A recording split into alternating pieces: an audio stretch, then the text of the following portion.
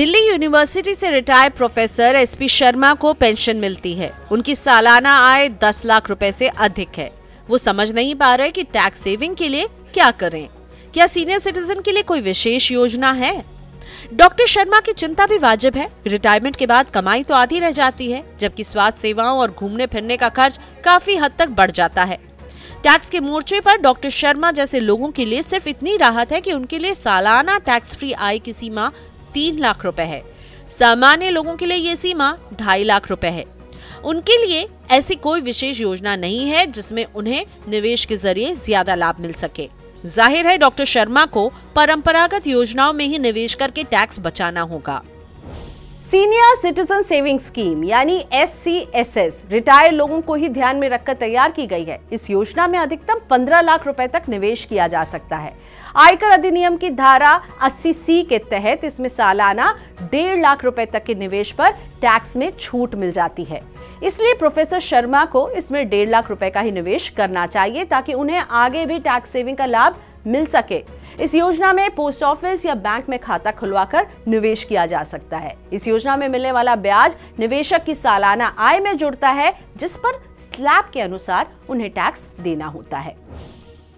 बुजुर्गों के निवेश के लिए बैंक FD सबसे लोकप्रिय विकल्प है। भले ही इसका रिटर्न महंगाई को मात देने में कारगर नहीं रह गया है। 5 साल की FD में 1.5 लाख रुपए तक के निवेश पर कर कटौती का लाभ ले सकते हैं। लगभग सभी बैंक वरिष्ठ नागरिकों को FD पर सालाना 0.5% तक ज्यादा ब्याज देते हैं। अभी पोस्ट ऑफिस में सबसे ज्यादा सालाना 6.7% ब्याज मिल रहा है। ये ब्याज निवेशक की सालाना आय में जुड़ता है, जिस पर स्लैब के अनुसार टैक्स देना होगा। नेशनल पेंशन सिस्टम यानी NPS में 70 साल आयु तक निवेश किया जा सकता है। अगर धारा 80C के तहत निवेश व खर्चों की सीमा पूरी हो गई है तो NPS में 50,000 रुपए तक का निवेश और कर सकते हैं। इस निवेश पर 80C के अतिरिक्त आयकर में छूट का लाभ मिलेगा। NPS ने अपनी शुरुआत से लेकर अब तक शानदार रिटर्न भी दिया है, इसलिए रिटायरमेंट के बाद इस योजना पर विचार किया जा सकता है। टैक्स सेविंग के लिए ELSS सबसे कम यानी 3 साल के लॉक इन पीरियड की योजना है। आमतौर पर सीनियर सिटीजन के लिए इक्विटी में निवेश की सलाह नहीं दी जाती। टैक्स और इन्वेस्टमेंट एक्सपर्ट बलवंत जैन कहते हैं कि प्रोफेसर शर्मा को रिटायरमेंट के समय अच्छा खासा फंड मिला होगा। उनकी पेंशन भी अच्छी है। फिलहाल वो एक मुश्त मिली रकम से अपने परिवार का खर्च चला सकते हैं। पेंशन से मिलने वाली आय वैसे भी वो अपने बच्चों के लिए छोड़कर जाना चाहते हैं। जाहिर है उन्हें अपनी पेंशन की रकम ऐसी जगह निवेश करनी चाहिए जिससे आकर्षक रिटर्न मिले और टैक्स में भी लाभ मिले। पिछले 10 साल के आंकड़ों पर गौर करें तो ELSS ने सालाना 16% तक का रिटर्न दिया है।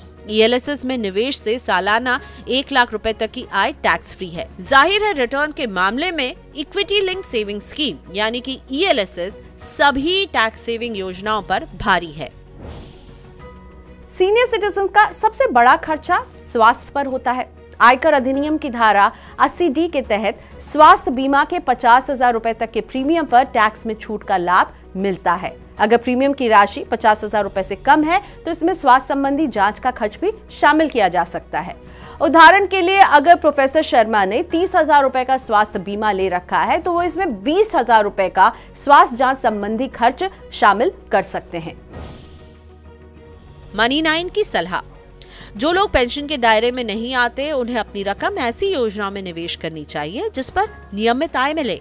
सीनियर सिटीजन सेविंग स्कीम और FD में निश्चित रिटर्न के साथ टैक्स सेविंग का लाभ ले सकते हैं। अगर आप थोड़ा जोखिम ले सकते हैं तो इक्विटी लिंक सेविंग स्कीम यानी ELSS के जरिए म्यूचुअल फंड में निवेश करना चाहिए।